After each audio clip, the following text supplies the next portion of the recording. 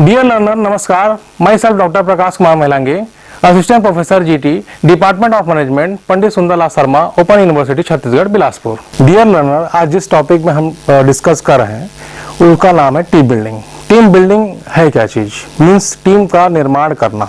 तो टीम का निर्माण करने के अंतर्गत हम क्या क्या स्टडी करेंगे उसको ऑब्जेक्टिव्स के रूप में आप देखते हैं क्या है।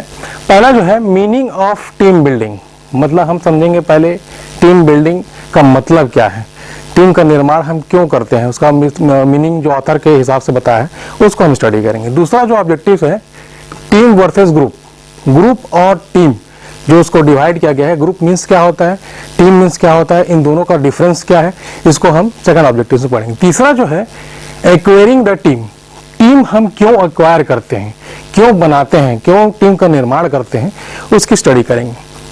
चौथा जो हमारा ऑब्जेक्टिव है characteristic of effective team, means क्या है, अगर हमको अच्छा टीम बनाना है, अच्छा टीम का निर्माण करना है तो उसके क्या क्या कैरेक्टरिस्टिक हो सकते हैं जिससे हमारा जो टीम है वो बेटर तरीके से काम कर सके और बेटर इफेक्टिव वे में काम कर सके। नेक्स्ट जो है इवोल्यूशन ऑफ टीम इफेक्टिवनेस, हम अगर टीम निर्माण कर लिए हैं तो उसका जो फीडबैक है, जो इवोल्यूशन करेंगे हम कि उस टीम का जो आउटपुट है, जो टीम हम निर्माण किए हैं उसका जो आउटपुट है वो अच्छा हुआ है या बुरा हुआ है, ये किससे पता चलेगा? इवोल्यूशन से। हम उसको डिस्क्राइब करेंगे, उसको इवॉल्व करेंगे कि हम जो टीम बनाए हैं वो सही तरीके से बनाया है नहीं, हमारा जो ऑब्जेक्टिव है वो क्लियर हुआ है कि नहीं, वो सारा चीज को हम इसमें स्टडी करेंगे। नेक्स्ट जो है फॉर्मेशन ऑफ टीम, मीन्स किस तरीके से टीम का निर्माण करते हैं, कैसे बनता है, वो फॉर्मेशन ऑफ टीम के अंदर पढ़ेंगे। नेक्स्ट जो पढ़ेंगे टाइप ऑफ टीम बिल्डिंग, कितने प्रकार के टीम का निर्माण होता है उसको हम स्टडी करेंगे। डियर लर्नर्स, देखिए जो टीम है, टीम बिल्डिंग्स हम स्टार्ट कर रहे हैं। टीम बिल्डिंग्स में पहला हम पढ़ेंगे मीनिंग। तो मीनिंग के अंतर्गत हम टीम को समझने की कोशिश करेंगे कि टीम है क्या चीज।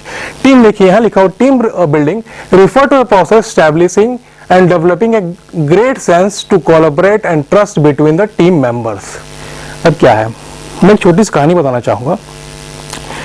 देखिए जैसे टीम और ग्रुप को डिवाइड करेंगे, अगले स्लाइड में हम उसको डिस्कस करेंगे कि टीम और ग्रुप में डिफरेंस क्या है।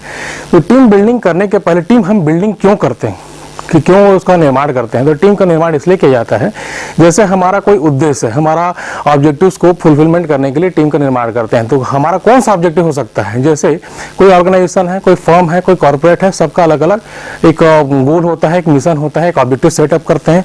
उस ऑब्जेक्टिव के अकॉर्डिंग ही वो टीम का निर्माण होता है। जिस तरह का हमारा ऑब्जेक्टिव होगा उस तरह का हमारा टीम निर्माण होगा। तो टीम निर्माण करने का महत्व है जो हमारा ऑब्जेक्टिव है उसको फुलफिलमेंट करना है सही तरीके से, तो टीम का निर्माण किया जाता है। तो टीम के निर्माण के लिए जो नंबर्स ऑफ पीपल्स उसमें इनबिल्ड करेंगे, लाएंगे, वो कैसे करेंगे, तो उनको क्या होता है। तो इसमें देखिए, इसमें लिखा हुआ है refer to the process establishing and developing great sense to collaborate and trust between the team members. Means क्या है, जो team members, numbers of member, जैसे मान लीजिए अगर 4 मेंबर्स है, 5 मेंबर्स है, अगर हम जो ऑब्जेक्टिव सेट किए हैं उसके अकॉर्डिंग हमें 5 मेंबर की जरूरत है या 10 मेंबर की जरूरत है, उसके अकॉर्डिंगली हम डिसाइड कर लिए कि हमको 10 मेंबर की जरूरत है, 10 टीम मेंबर कर ली।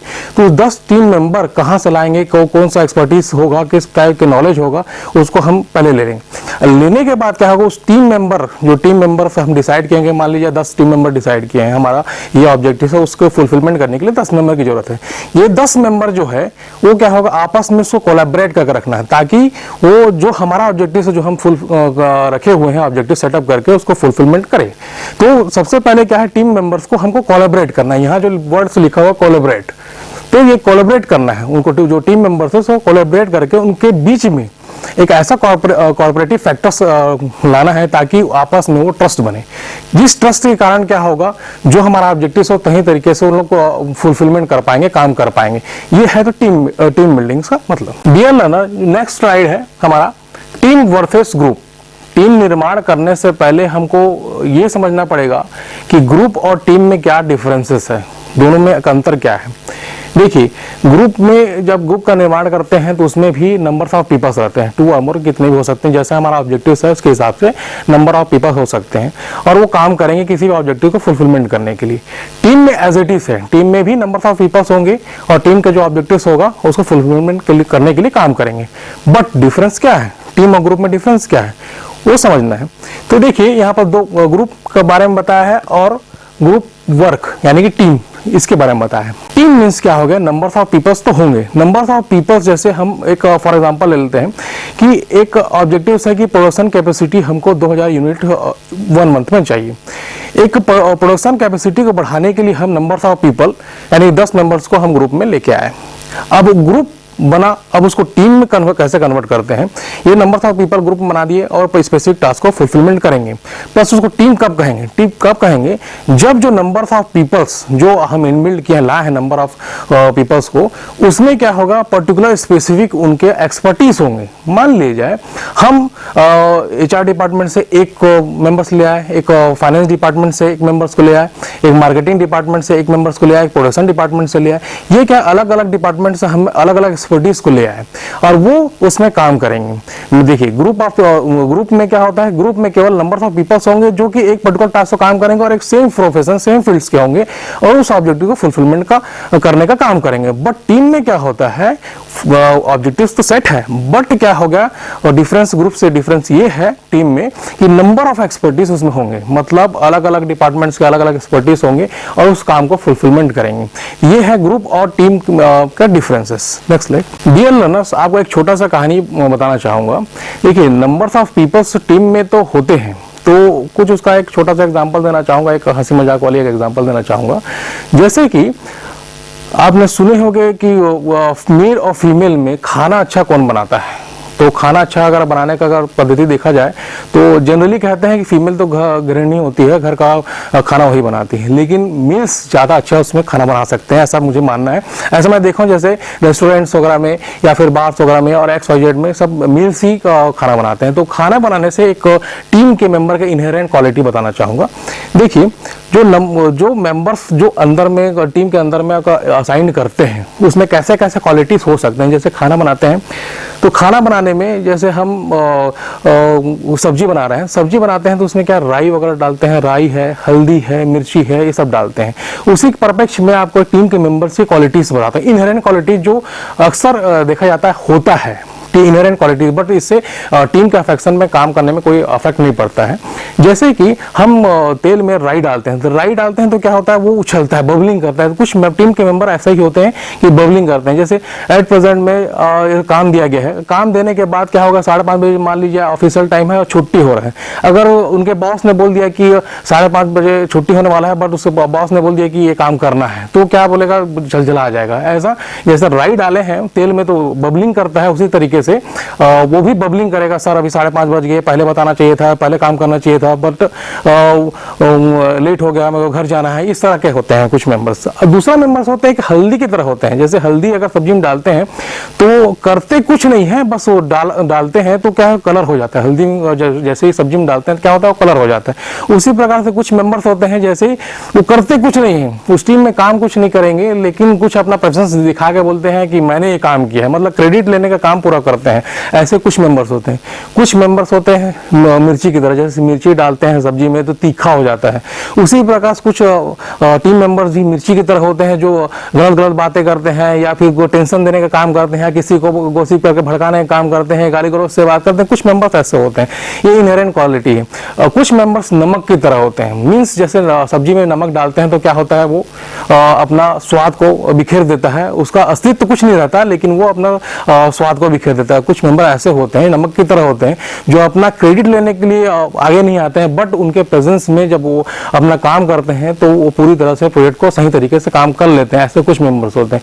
तो ये एक छोटा सा एग्जांपल दिया, टीम मेंबर्स की इनहेरेंट क्वालिटी होते हैं। बट क्या होता है, कोई भी प्रकार के क्वालिटीज हो, इनहेरेंट क्वालिटीज हो, बट क्या होता है जब ऑर्गेनाइजेशन में जब टीम मेंबर्स मिलकर काम करते हैं तो स्पेसिफिक ऑब्जेक्टिव्स में काम करते हैं। इन सभी को, चाहे वो नमक हो, मिर्ची हो, हल्दी हो, कैसे भी क्वालिटीज के इनहेरेंट क्वालिटीज के हो, उनकी प्रेजेंस होना बहुत जरूरी है ताकि हमारा जो ऑब्जेक्टिव हो वो फुलफिलमेंट हो सके, वो संपूर्ण हो सके।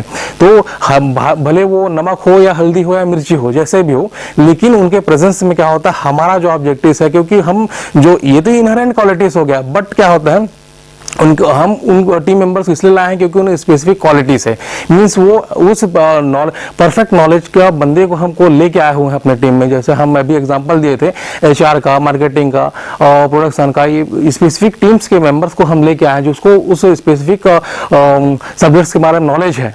ताकि हम उस ऑब्जेक्टिव्स को फुलफिलमेंट कर सकें। बट उनका इनहेरेंट क्वालिटी कुछ भी हो सकता है, जैसे अभी नमक मिर्ची हल्दी की बात बताया, ये हो सकता है। बट क्या है कि वो स्पेसिफिक सब्जेक्ट में वो अपना नॉलेज है, तो क्या हमारा जो ऑब्जेक्टिव्स है, जो ऑर्गेनाइजेशन का ऑब्जेक्टिव सेट किए गए हैं, उस ऑब्जेक्टिव्स को फुलफिलमेंट कर सकता है।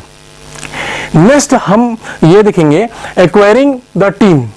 एक्वायरिंग द टीम, हम टीम को कैसे निर्माण करते हैं, मतलब बनाते कैसे हैं, मतलब एक्वायर कैसे करते हैं।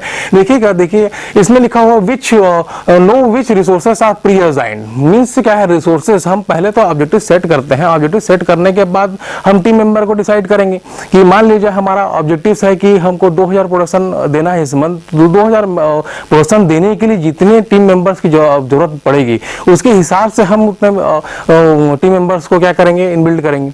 तो सबसे पहले तो हमारा ऑब्जेक्टिव, हमारा रिसोर्सेस असाइन होना चाहिए कि हमको करना क्या है। तो ये फर्स्ट जो है, know which resources are pre assigned, हमको पहले से असाइन करना होगा रिसोर्सेस को। मान लीजिए 2000 यूनिट प्रोडक्शन करना है तो हमको 10 टीम मेंबर की जरूरत है और इतने रॉ मटेरियल की जरूरत है, इतने मशीन्स की जरूरत है। सब सारा चीज को पहले असाइन करना होगा, पहले प्लान करना होगा कि हमको नंबर ऑफ मेंबर कितने चाहिए उस ऑब्जेक्टिव्स को फुलफिलमेंट करने के लिए। दूसरा है negotiate the best possible resources.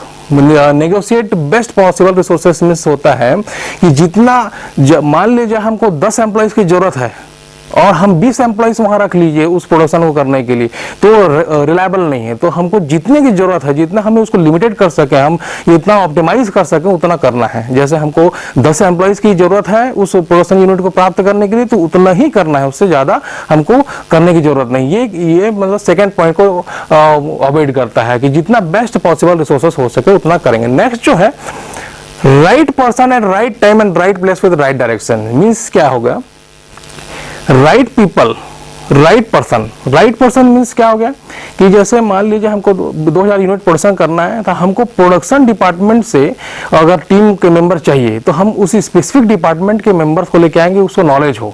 Means right person को ले आएंगे। हम एचआर डिपार्टमेंट का, हमको प्रोडक्शन चाहिए, हमको एचआर का काम कराना नहीं है, तो हम क्या एचआर डिपार्टमेंट से लेके आएंगे बंदे? नहीं। अगर एचआर बंदे से लेके आएंगे तो उस काम को कर पाएगा क्या? नहीं कर पाएगा। तो हमको जो ऑब्जेक्टिव सेट किए कि हमको 2000 यूनिट प्रोडक्ट बनाना है, प्रोडक्शन करना है, तो राइट पर्सन को लेके आना है जो उस प्रोडक्शन में बढ़ाने में, इंक्रीज करने में हमारी मदद कर सके। मींस राइट पर्सन को लेके आना। जैसे प्रोडक्शन यूनिट में बहुत सारे प्रोसेस होते हैं, तो उसी के मेंबर्स को ही लेके आना है। जैसे मान लीजिए कोई बॉयलर में होगा, कोई मेल्टिंग पॉइंट का काम करने होगा, जो कोई मैकेनिकल का होगा, कोई इलेक्ट्रिकल्स का होगा। ये सारे पॉइंट को हम पहले चूज करेंगे और उसके हिसाब से हम लेके आएंगे, यानी कि राइट पर्सन लेके आएंगे ताकि हमारा जो ऑब्जेक्टिव है वो हमारा कंप्लीट हो सके। तो राइट पर्सन को पहले लेके आना है। दूसरा इसमें क्या बता रहा है, at right time right place with right direction. Right time मतलब जब हमको जरूरत है जिस पर्सन की, उसको हमको लेके आना राइट टाइम में। राइट प्लेस में उसको अपडेट करना है। मान लीजिए मैकेनिकल का आदमी है, मैकेनिकल की जरूरत है, हम इलेक्ट्रिकल को उसमें हायर करके लेके आ गए हैं, अब मैकेनिकल के बंदे को इलेक्ट्रिकल काम कर रहे हैं, तो वो गलत हो जाएगा। मतलब राइट प्लेस, राइट टाइम और राइट पर्सन को एक उचित डायरेक्शन देते हुए काम करवाना है ताकि हमारा जो ऑब्जेक्टिव, ऑर्गेनाइजेशन का जो ऑब्जेक्टिव है वो फुलफिलमेंट हो गया। नेक्स्ट जो है राइट प्रॉपर ट्रेनिंग। अभी हम बात करते थे, एग्जांपल लिए थे प्रोडक्शन यूनिट की, हम एग्जांपल लिए थे प्रोडक्शन यूनिट को इंक्रीज करना, बढ़ाना है, तो उसको जैसे हम मेंबर्स तो ले आए, मेंबर्स को इनबिल्ड कर दिए कि 10 मेंबर हमको चाहिए, उसको इनबिल्ड कर दिए। बट क्या है, अब उसको प्रॉपर ट्रेनिंग देना है। उस जो मशीन हम इनबिल्ड किए हैं, लाए हुए हैं, उसमें उसको काम करवाना है ताकि जो हमारा प्रोडक्शन यूनिट है, जो हमारा टारगेट है, जो ऑर्गेनाइजेशन का टारगेट है, उसको फुलफिलमेंट कर सके। तो नेक्स्ट जो है, इसको प्रॉपर ट्रेनिंग देना। जो हमारे टीम मेंबर्स हम डिसाइड किए रहेंगे उनको प्रॉपर ट्रेनिंग देना। नेक्स्ट जो है understand the possibilities and problems of team. Means इसमें क्या है, टीम के मेंबर्स है, अब टीम के मेंबर्स में क्या होता है, बहुत सारे प्रॉब्लम भी क्रिएट होंगे। जैसे आपस में उनको बनेगी नहीं, कोलैबोरेट नहीं हो पाएंगे, कोऑपरेट नहीं करेंगे एक दूसरे को, हमारा काम जो ऑर्गेनाइजेशन काम है वो क्या है, बाधित होगा। तो करना क्या होगा, हमको उनके प्रॉब्लम को समझना है, टीम के प्रॉब्लम को समझना है कि उनको दिक्कत क्या हो रही है। हम इनबिल्ड तो कर दिए, उनको क्या प्रॉब्लम हो रहा है, आपस में क्यों कोलैबोरेट नहीं हो रहा है, क्यों कोऑपरेट नहीं कर रहे हैं एक दूसरे के बीच में, ये चीज को समझना है और उसको रिजॉल्व करना है ताकि हमारा ऑब्जेक्टिव में परेशानी क्रिएट ना हो। हम उनकी अगर प्रॉब्लम को हम रिसॉल्व करेंगे, सॉर्ट आउट कर देंगे, तब वो क्या अच्छे से आपस में जो टीम मेंबर्स हो कोलैबोरेट हो पाएंगे और काम कर पाएंगे। डियर लर्नर, नेक्स्ट स्लाइड में हम आते हैं। हमारा नेक्स्ट है characteristic of effective management. Means हम टीम को अफेक्ट कैसे बनाएं, उसकी गुण, उसके कैरेक्टरिस्टिक क्या क्या होते हैं। अगर टीम को अच्छी तरह से बनाना है, नंबर ऑफ पीपल्स को हम असाइन कर दिए, तो उनकी क्वालिटी क्या होना चाहिए। हम एक एग्जांपल लिए प्रोडक्शन की, प्रोडक्शन को बढ़ाने के लिए हम टीम मेंबर्स ले आए, हर एक डिपार्टमेंट से ले आए, उसको इनबिल्ड कर दिए। अब उसको इफेक्टिव तरह से काम कराना है और हमारा ऑब्जेक्टिव्स को, ऑर्गेनाइजेशन का ऑब्जेक्टिव्स को फुलफिलमेंट करना है, तो उसकी कैरेक्टरिस्टिक असाइन होना चाहिए कि उनकी क्या क्या कैरेक्टरिस्टिक है, उसके बारे में हम स्टडी करेंगे। देखिए पहला जो है इंडिपेंडेंस मीन्स क्या है। इंडिपेंडेंस स्किल जो होता है ये ऐसा स्किल है जिसमें जैसे मान लीजिए जाए एक एक्सपर्ट है एचआर का, हमको हमारे ऑब्जेक्टिव्स के हिसाब से अगर एचआर की बंदे की इंपॉर्टेंस की जरूरत है, कोई प्रोडक्शन की जरूरत है, कोई मार्केटिंग की जरूरत है, तो हम उसको इंडिपेंडेंटली जो उसमें एक्सपर्ट हो, एचआर में बहुत सारे टीम मेंबर्स होंगे, वहां भी काम कर रहे होंगे, वहां ग्रुप असाइन हुआ होगा जो काम कर रहा होगा, लेकिन हमको एक प्रोडक्शन बढ़ाने के लिए हमको सारे डिपार्टमेंट से अगर लेना है, अगर सारे डिपार्टमेंट से एक एक एम्प्लॉइज लेना है और हमको अलग टीम बनानी है, तो एक इंडिपेंडेंटली वे में जो कि एक एक्सपर्ट है, स्पेसिफिक एक्सपर्ट है, उसको हम वहां से उठा कर लेके आएंगे। मान लीजिए एचआर से एक लेके आ रहे हैं, एक प्रोडक्शन से लेके आ रहे हैं, हम एक मार्केटिंग से लेके आ रहे हैं, इंडिपेंडेंटली वो एक अब स्वतंत्र रूप से एचआर से रिलेटेड काम करने के लिए वो इंडिपेंडेंट है। और एक बंदा हम प्रोडक्शन से लेके आए हैं, तो प्रोडक्शन से एक वो इंडिपेंडेंट रहेगा, उसका इंडिपेंडेंट स्किल रहेगा प्रोडक्शन डिपार्टमेंट के तहत, और वो अपने हमारा जो टीम जब असाइन करेंगे उसमें काम करेगा। वैसे ही मार्केटिंग की टीम से एक लेके आएंगे, वो मार्केटिंग का एक्सपर्ट होगा, उसका स्किल होगा, उसको नॉलेज होगा और पूरी तरह से वो मार्केटिंग के नॉलेज रखता होगा, उसको हम लेके आएंगे, वो पूरी तरह से अपने फील्ड के लिए इंडिपेंडेंस होगा। सेम इट इज एचआर का होगा, प्रोडक्शन का होगा, मार्केटिंग होगा, वो अपने अपने फील्ड में एक्सपर्टीज होंगे, उनको वहां से लेके जम करके हमारे टीम में लेके आएंगे और हमारा जो ऑब्जेक्टिव है, जो ऑर्गेनाइजेशन का ऑब्जेक्टिव है, वो फुलफिलमेंट करने के लिए वो काम करेंगे। नेक्स्ट जो है विलिंग टू कंट्रीब्यूट, दूसरा जो कैरेक्टरिस्टिक उनके अंदर होना चाहिए वो है willing to contribute. Willing to contribute means क्या है, अपना योगदान देना। मतलब हम लोग टीम मेंबर्स ले आए, उस टीम मेंबर में स्पेशल क्वालिटी होना चाहिए कि कंट्रीब्यूट, भागीदारी करना। मतलब 10 मेंबर हम लेके आए हैं, 10 मेंबर लेके आ रहे हैं, उसमें से 5 मेंबर काम कर रहे हैं और 5 मेंबर सो रहा है, तो क्या हमारा ऑब्जेक्टिव में तो कुछ ना कुछ अफेक्शन पड़ेगा ही। तो सारे के सारे जितने हम टीम मेंबर्स लेके आए हैं अलग अलग डिपार्टमेंट से और जहां से भी लेके आए हैं, वो सारे जितने भी टीम मेंबर्स है वो अपना अपना योगदान दे। एक बैठा है काम कर रहा है, दूसरा बैठा तीसरा काम कर रहा है, वैसा नहीं चलेगा। मतलब सारे के सारे क्या होना चाहिए, विलिंग टू कंट्रीब्यूट, अपना कंट्रीब्यूशन, अपना योगदान देना है हमारे ऑब्जेक्टिव्स को फुलफिलमेंट करने के लिए। नेक्स्ट जो है रिलैक्स क्लाइमेट, उनको वातावरण ऐसा देना है ताकि वो बेटर तरीके से काम कर सके। ऐसा हम वर्क कल्चर बना के रखेंगे ताकि वो जितने टीम मेंबर्स हैं वो बढ़िया तरीके से एक होना चाहिए। तो वो क्या है, रिलैक्स क्लाइमेट, क्लाइमेटिक कंडीशन, उनका वर्किंग कल्चर, जो वर्किंग स्टेटस है वो सही तरीके से होना ताकि हमारा ऑब्जेक्टिव्स को काम कर सके। नेक्स्ट जो है इजी एंड फ्री एनवायरनमेंट, ये भी सेम है। मतलब इन्वायरमेंट जो आसपास, जैसे हम जो भी ऑब्जेक्टिव सेट किए हैं उस पर हमको काम करना है, तो उस ऑब्जेक्टिव्स के रिगार्डिंग जो भी रिसोर्सेस है वो सारा चीज को फ्री एंड फाइन होना चाहिए। वो आसपास के जितना इन्वायरमेंटल फैक्टर्स है, वो जो इनबिल्ट इंटरनल एंड एक्सटर्नल जो भी फैक्टर्स है वो सब सही तरीके से होना चाहिए ताकि वो टीम मेंबर उसमें अपना बेटर योगदान दे सके, काम कर सके। नेक्स्ट जो है वो है mutual trust. Mutual trust means क्या है, टीम मेंबर्स के बीच में आपस में एक दूसरे के प्रति क्या होना चाहिए, ट्रस्ट होना चाहिए, विश्वास होना चाहिए। मतलब एक टीम मेंबर कुछ बोल दिया, दूसरा टीम मेंबर उसको फॉलो करे क्योंकि उसका ट्रस्ट करे। जैसे एक टीम मेंबर प्रोडक्शन यूनिट वाला बोल दिया कि हमको ऐसा ऐसा करना है, अगर मान लीजिए वो एचआर टीम का एक मेंबर है वो नहीं समझ पाया उस चीज को, तो उसका बात को अवॉइड नहीं किया, तो क्या होगा। तो म्यूचुअल ट्रस्ट, आपस में एक दूसरे के बीच में ट्रस्ट होना जरूरी है कि अगर एक बंदा बोल रहा है तो दूसरा जो है, जो टीम मेंबर है उसको फॉलो करे, ऑबेट करे। तो क्या है, म्यूचुअल अंडरस्टैंडिंग अगर उसमें आपस में ज्यादा होगा तो बेटर तरीके से वो काम कर सकेंगे। नेक्स्ट जो है role of each team member, हर एक आदमी, हर एक टीम मेंबर्स का अपना अपना रोल है और उसको स्पेसिफिक परफॉर्म करते हैं। मान लीजिए अभी एग्जाम्पल दिया कि हर डिपार्टमेंट से हम टीम मेंबर्स को असाइन किए हैं हमारा ऑब्जेक्टिव को फुलफिलमेंट करने के लिए, तो हर का रोल स्पेसिफिक है कि एचआर वाला एचआर काम करेगा, मार्केटिंग वाला मार्केटिंग काम करेगा, प्रोडक्शन वाला प्रोडक्शन काम करेगा। तो हर एक मेंबर्स का रोल क्या है, पहले से असाइंड है। ठीक है। नेक्स्ट जो है examine team. Examine team means क्या होगा, अब टीम मेंबर हम असाइन कर दिए हैं, असाइन करने के बाद वो काम करता है तो हम उसको एग्जामिन भी करना जरूरी है कि एग्जामिन अगर हम उसको करेंगे नहीं तो वो कैसे परफॉर्मेंस दे रहा है, हमारा जो ऑब्जेक्टिव है, ऑर्गेनाइजेशन का ऑब्जेक्टिव है वो फुलफिलमेंट कर रहा है या नहीं, उसी को कैसे करेंगे। हम अगर उसका एग्जामिन कर रहे हैं, उस टीम का एग्जामिन कर रहे हैं, उसको और उसका आउटपुट को देख रहे हैं कि हाँ वो जो हमारा ऑब्जेक्टिव्स है, हमारा ऑर्गेनाइजेशन का ऑब्जेक्टिव्स उसको फुलफिलमेंट कर रहे हैं, उसको एग्जामिन कर रहे हैं, तब उसका बेनिफिट है। अदरवाइज क्या होगा, हम काम तो दे दिया, हम टीम मेंबर डिसाइड कर दिया, एग्जामिन कर नहीं रहे, क्या प्रोडक्शन हो रहा है, क्या आउटपुट दे रहे हैं, उसको हम फॉलो ही नहीं कर रहे हैं, तो क्या मतलब है। तो हमको टीम मेंबर असाइन करने के बाद उससे क्या करना है, एग्जामिन करना है टीम को। नेक्स्ट जो है वो इन्फ्लुएंस। इन्फ्लुएंस मीन्स क्या होता है, प्रभाव पड़ना, मतलब एक टीम मेंबर्स दूसरे टीम मेंबर्स को प्रभाव करेगा। जैसे एक काम कर रहा है और एक काम नहीं कर रहा है, एक काम कर रहा है अच्छी तरीके से काम कर रहा है, दूसरा टीम मेंबर्स काम नहीं कर रहा है, तो एक का जो मेंबर जो काम कर रहा है वो दूसरे मेंबर का प्रभाव डालेगा कि आप भी मतलब एक इन्फ्लुएंसिंग रहेगा कि वो काम कर रहा है, मैं बैठ के यहाँ पर टीम मेंबर बना हुआ हूँ, तो नहीं, उससे क्या होगा, प्रभाव होगा। मतलब एक बढ़िया तरीके से काम कर रहा है तो वो इन्फ्लुएंस करेगा दूसरे पर्सन को, ताकि वो भी काम करे और अपना बेटर से बेटर जो है आउटपुट दे सके। नेक्स्ट जो है क्रिएट ए न्यू आइडियाज। मतलब देखिए आइडिया, मतलब उसमें एक ऐसा क्वालिटीज होना चाहिए टीम मेंबर्स के बीच में। हम असाइंड, हमारा ऑब्जेक्टिव तो सेटअप है, एक पहले से असाइंड है कि हमको ये ऑब्जेक्टिव्स के अंतर्गत हमको इतने टीम मेंबर्स की जरूरत है, उसमें काम करना है। बट क्या होगा, जितने टीम मेंबर्स वो अपने अपने आइडियाज को भी बता सकते हैं, उस प्रोडक्शन कैपेसिटी को बढ़ाने के लिए अगर हम उस टीम मेंबर्स को लेके आए हैं तो उस टीम मेंबर को भी उनका ये होना चाहिए, एक्सपर्ट अलग अलग डिपार्टमेंट से ले आए, अलग अलग एक्सपर्ट्स भी हैं, तो उनका भी एक ऐसा क्वालिटी होना चाहिए कि अपना राय, अपना आइडिया भी दे सकते हैं, ताकि उस जो ऑब्जेक्टिव है उसको फुलफिलमेंट करने के लिए और बेटर तरीके से एक नया रास्ता मिल सके उस आइडिया से। तो ये नेक्स्ट जो है वो क्रिएटिंग न्यू आइडियाज कर सकते हैं जो टीम मेंबर्स है। नेक्स्ट है टेक रिस्क।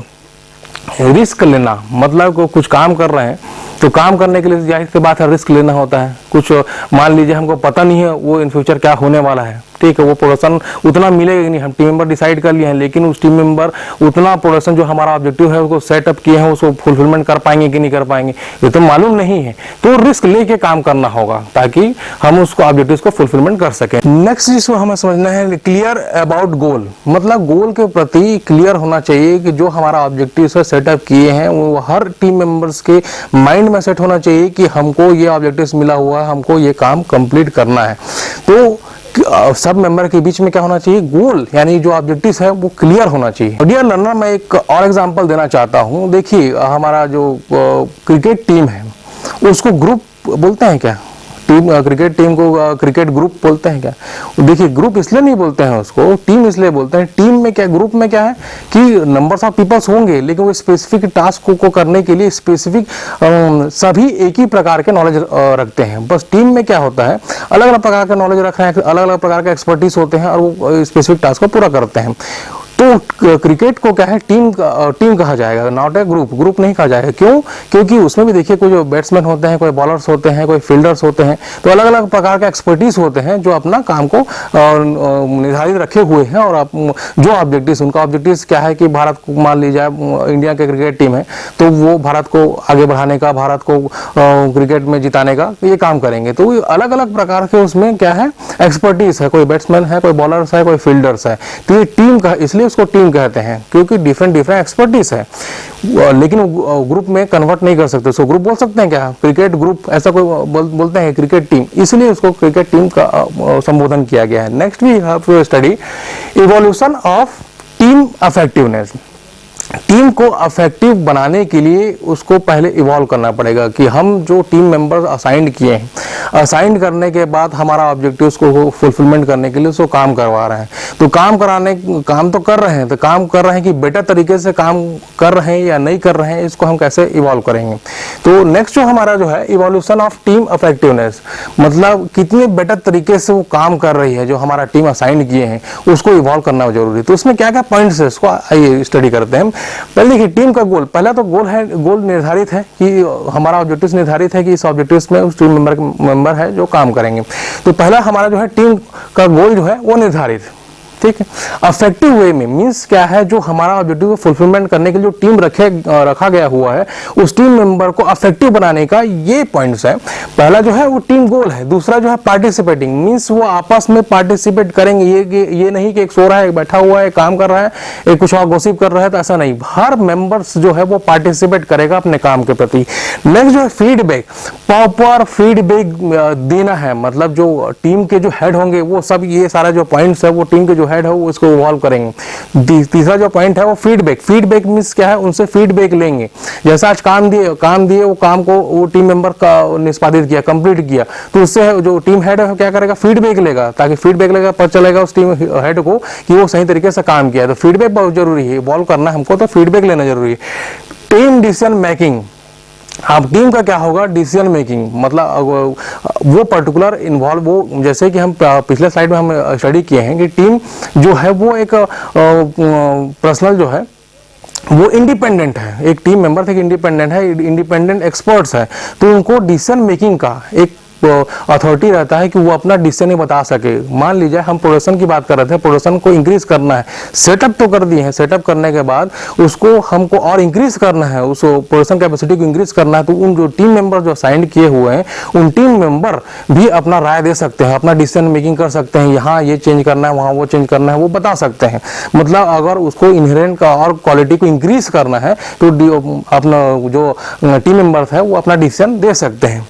लीडरशिप क्वालिटी उनमें होना चाहिए। मान टीम मेंबर्स है तो कुछ मेंबर्स ऐसे होना चाहिए जिसमें क्वालिटी ये होना चाहिए कि गाइड कर सके, एक दूसरे को गाइड कर सके। मतलब एचआर टीम का एक मेंबर लिए हुए हैं, मार्केटिंग का एक बंदा लिए हुए हैं, तो क्या होगा, एचआर वाला दूसरे को गाइड कर सके, मार्केटिंग वाले गाइड सके, मार्केटिंग प्रोडक्शन वाला गाइड कर सके, प्रोडक्शन वाला एचआर को गाइड कर सके। मतलब ऐसा एक क्वालिटी होना चाहिए, लीडरशिप क्वालिटी होना चाहिए कि एक दूसरे का सहयोग करते हुए, म्यूचुअल अंडरस्टैंडिंग करते हुए लीड कर सके, एक दूसरे को गाइड कर सके। ये लीडरशिप क्वालिटी उनके अंदर इनबिल्ट होना चाहिए, जिससे हम इवॉल्व कर सकते हैं। ठीक है, उनके का उससे कैरेक्टरिस्टिक को और इंक्रीज कर सकते हैं। इंक्रीज करने के बाद जो हमारा जो ऑब्जेक्टिव्स हो इफेक्टिव तरीके से इंक्रीज कर सकते हैं। नेक्स्ट जो है problem solving. Problem solving means क्या हो गया कि कुछ अगर प्रॉब्लम क्रिएट हो गया, मतलब जब प्रोडक्शन बढ़ाने की स्थिति में हम हैं, टीम मेंबर्स है और टीम मेंबर्स उसमें काम कर रही है, तो काम करने के अपेक्ष में कुछ प्रॉब्लम क्रिएट होता है उनके बीच में, तो इस प्रॉब्लम को भी वो ऐसे एक्सपर्ट हो कि उसको रिजॉल्व कर सके बिना हेड की सहायता से। ऐसा टीम मेंबर्स में क्वालिटी होना चाहिए ताकि हम क्या है इफेक्टिव तरीके से उसमें काम कर सकें। ये नहीं कि अगर कुछ प्रॉब्लम आ गया तो वो अपने हेड को बताने गया है, जो टीम मेंबर्स है, मान लो कोई प्रॉब्लम क्रिएट हो गया तो वो सीधा बताने जाएगा हेड को, सर ऐसा ऐसा प्रॉब्लम हो गया, तो वो जब तक इतना जो टाइम कंज्यूमिंग होगा, हेड को बताएगा और उसके बाद उसको काम करवाएगा, तो जो टाइम कंज्यूमिंग हो रहा है उस टाइम कंज्यूमिंग कब नहीं होगा, जब वो खुद से डिसीजन ले लेगा। लेकिन राइट डिसीजन लेना होगा, अगर रॉन्ग डिसीजन लेगा तो उसमें जो हवा उसका उनका ऑब्जेक्टिव उसमें तो बाधित होगा ही। तो राइट डिसीजन लेने के लिए उसको ये जरूरी है कि वो राइट तरीके से डिसीजन ले सके, तो उनको एक क्वालिटी होना चाहिए, ऐसा टीम मेंबर्स होना चाहिए कि उनका डिसीजन मेकिंग क्वालिटी सही हो। नेक्स्ट कॉन्फ्लिक्ट मीन्स लड़ाई। अगर मान लीजिए आपस में टीम मेंबर्स है वो एक दूसरे के लड़ाई झगड़ा कर रहे हैं, समझ नहीं रहे हैं एक दूसरे को, म्यूचुअल अंडरस्टैंडिंग नहीं है, कोऑपरेटिव वे में काम नहीं कर रहे हैं, कोलैबोरेट नहीं है उनके बीच में, तो क्या होगा, झगड़ा होगा, कॉन्फ्लिक्ट होगा उनके बीच में। तो उसको रिमूवल करना, इवॉल्व करने का तरीका है ये, टीम को इवॉल्व करने का सही तरीका है कि उनके बीच में अगर कुछ झगड़ा हो रहा है तो उसको रिजॉल्व करना। ठीक, नेक्स्ट जो है team member resources. Team member का रिसोर्स एक हमारा संसाधन है, रिसोर्स है। कौन? टीम मेंबर जो हम लेके आए हैं, असाइन करके आए हैं, हमारा ऑब्जेक्टिव को, जो ऑर्गेनाइजेशन का ऑब्जेक्टिव जो हम सेट किए हैं उसको फुलफिलमेंट करने के लिए टीम मेंबर से लेके आए हैं। तो एक हमारा स्पेसिफिक क्या है, रिसोर्सेस है। इस रिसोर्सेस को हम सही तरीके से यूज करना, मीन्स टीम मेंबर को रिसोर्सेस को सही तरीके से यूज करते हुए हमारा जो ऑब्जेक्टिव को फुलफिलमेंट करना, ये इवोल्यूशन का एक तरीका है। नेक्स्ट जो है risk taking and creativity. Risk taking and creativity means क्या होगा, कुछ हम काम करते समय कुछ बाधा उत्पन्न होगा, ठीक है, कुछ ऐसे नए नए चीजें क्रिएटिव करने के लिए, जिसको अपग्रेड करने के लिए जरूरत होगी, तो वो सारा चीज उसमें इन्वॉल्व करना है ताकि ऑब्जेक्टिव फुलफिलमेंट के साथ तो क्या हो, सही तरीके से काम हो सके और फुलफिलमेंट कर सके। डियर लर्नर, नेक्स्ट जो स्लाइड हम स्टडी करने जा रहे हैं वो है फॉर्मेशन ऑफ टीम। टीम का फॉर्मेशन, निर्माण कैसे होता है, कैसे होता है, वो वेरियस स्टेप से गुजरते हुए जाता है। देखिए, पहला जो है फॉर्मिंग, दूसरा है स्टॉर्मिंग, तीसरा है नॉर्मिंग, परफॉर्मिंग एंड एडजॉर्मिंग। ये 5 स्टेजेस से गुजरते हुए हम टीम का निर्माण करते हैं। देखिए, आगे चलते हैं, आगे स्लाइड में इसको एक एक करके इसको डिस्क्राइब करेंगे कि फॉर्मिंग, स्टॉर्मिंग, नॉर्मिंग है क्या चीज। आगे चलते हैं। तो पहला जो स्टेप है इसमें वो है फॉर्मिंग। तो इसके तहत क्या क्या पॉइंट्स हमको डिस्क्राइब करना है वो देखिए मेंबर गेट इंट्रोड्यूस। पहले क्या होगा जब हम टीम का निर्माण कर रहे हैं, टीम का हम तो पहले एक ऑब्जेक्टिव सेट किए कि हमको 2000 यूनिट प्रोडक्शन करना है। 2000 यूनिट प्रोडक्शन करने के लिए हमको 10 मेंबर की जरूरत है, 10 टीम मेंबर को जरूरत है। तो 10 टीम मेंबर को सबसे पहले क्या करेंगे, हम इंट्रोड्यूस करेंगे। मेंबर गेट इंट्रोड्यूस, पहला जो पॉइंट है वो इंट्रोडक्शन कराएगा, मतलब जो 10 मेंबर्स रहेंगे आपस में इंट्रोड्यूस करेंगे एक दूसरे को। दूसरा जो स्टेप होगा शेयरिंग पर्सनल इंफॉर्मेशन। वो जो 10 मेंबर्स है वो आपस में क्या होगा, अपना एक दूसरे का इंफॉर्मेशन शो करेगा। जैसे वो एक बोलेगा कि मैं मार्केटिंग से आया हूँ, आप HR से आया हूँ, कोई प्रोडक्शन से आया हूँ, तो वो आपस में क्या होगा, एक दूसरे के बीच में अपना पर्सनल इंफॉर्मेशन को शेयर करेंगे। नेक्स्ट जो पॉइंट है share to accept each other, means start to accept each other, means क्या है, आपस में वो एक दूसरे को एक्सेप्ट करने के लिए एग्री होंगे कि समझेंगे। पहले तो इंफॉर्मेशन शेयर किए आपस में, इंफॉर्मेशन शेयर करने के बाद वो आपस में क्या हुए, एक दूसरे को एक्सेप्ट करने के लिए लगे। फिर नेक्स्ट जो है अटेंशन टुवर्ड ग्रुप टास्क, मतलब एक टास्क निर्धारित है, उस टास्क के प्रति वो सारे ग्रुप मेंबर क्या होगा, एक अटेंटिव वे में काम करेंगे। ठीक है। नेक्स्ट जो है interaction among group member is a caution. उनके बीच में आपस में क्या होगा, इंटरेक्शन होगा, सारा चीज के बारे में नॉलेज जान चुके हैं, हमको प्रोजेक्ट क्या करना है, ऑब्जेक्टिव्स क्या है, वो सब जान चुके हैं। तो उनके सब के बीच में क्या होगा, एक दूसरे के बीच में इंटरेक्शन होगा। ये पॉइंट क्या होगा, ये फॉर्मिंग का पॉइंट है। फॉर्मिंग में ये सारा पॉइंट है जिसपे मेंबर इंट्रोड्यूस करते हैं, अपने पर्सनल इंफॉर्मेशन को शेयर करते हैं, आपस में इंटरेक्शन करते हैं और टास्क के बारे में जानते हैं कि हम टास्क को कौन सा टास्क के लिए हमको असाइन किया गया है। ये पहला जो स्टेजेस है फॉर्मेशन ऑफ टीम मेंबर का पहला स्टेज है फॉर्मिंग। दूसरा जो स्टेज है वो स्टॉर्मिंग। स्टॉर्मिंग के नाम से ही समझ में आ रहा है, स्टॉर्मिंग मींस तूफान, तूफान होता है, स्टॉर्म मींस तूफान होता है।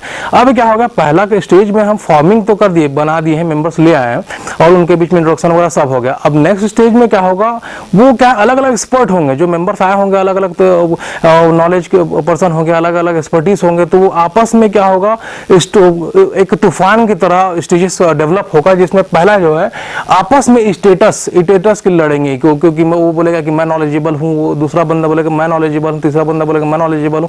आपस में स्टेटस की लड़ेंगे कि आप लोगों का जो हेड है कौन है, मतलब ये स्टेप होगा। दूसरा acquiring for appropriate strategy. Next जो है में experience very of tension and anxiety, means इस स्टेज में क्या होता है, एक तूफान उठता है कि सबसे जैसे अलग अलग एक्सपर्टीज आए हुए हैं, तो इसमें हेड कौन है और नॉलेजेबल कौन है, ये सब सारा आपस में क्या होगा, उनके बीच में एक तूफान उठता है, स्टॉर्म उठता है। इस स्टॉर्म को जो नेक्स्ट स्टेप है, नेक्स्ट स्टेप में जो स्टॉर्म है धीरे धीरे थमता है, तो वो जो स्टेप बनता है वो है नॉर्मिंग स्टेप। नॉर्मिंग मतलब जो तूफान उठ रहा है उनके बीच में कि मैं नॉलेजेबल पर्सन हूँ, मैं नॉलेजेबल पर्सन हूँ, मैं ही हेड हूँ और आप लोगों को मैं ही लीड करूंगा। इस तरीके जो उनके बीच में एंजाइटी, टेंशन, लड़ाई झगड़ा उत्पन्न हो रहा है, वो सब धीरे धीरे सेटल डाउन हो जाता है, क्योंकि वो आपस में म्यूचुअल अंडरस्टैंडिंग समझते हैं, एक दूसरे को समझने की कोशिश करते हैं और जो ऑर्गेनाइजेशन का ऑब्जेक्टिव है उसको समझने की कोशिश करते हैं। उसके बाद तीसरा जो स्टेज जो होगा वो नॉर्मल स्टेज में आता है, नॉर्मिंग। तो इसमें क्या होता है कि जो ग्रुप मेंबर स्टार्ट सेटलिंग, मतलब धीरे धीरे वो सेटल होना लगते हैं। जो तूफान उठता है वो धीरे धीरे नॉर्मल होता है, आपस को म्यूचुअल अंडरस्टैंडिंग होता है उसमें और वो सेटल होते हैं। और क्या होता है, member feel a part of team, और वो अपने आप को ये समझते हैं कि मैं इस टीम का मेंबर हूँ, कोई इसमें बड़ा या छोटा नहीं है, हर एक मेंबर एक टीम का ही मेंबर है और एक जो पर्टिकुलर ऑब्जेक्टिव है फुलफिलमेंट करने का काम कर रहे हैं। नेक्स्ट जो है group norms emerge and next form the basis of cooperative feeling. उनके बीच में एक इमर्जिंग का भाव आएगा, जुड़ने का भाव आएगा और कोऑपरेटिव नेचर के होंगे और जो टास्क रहेगा उसको काम करने के लिए एक्सपायर होंगे। नेक्स्ट जो है परफॉर्मिंग।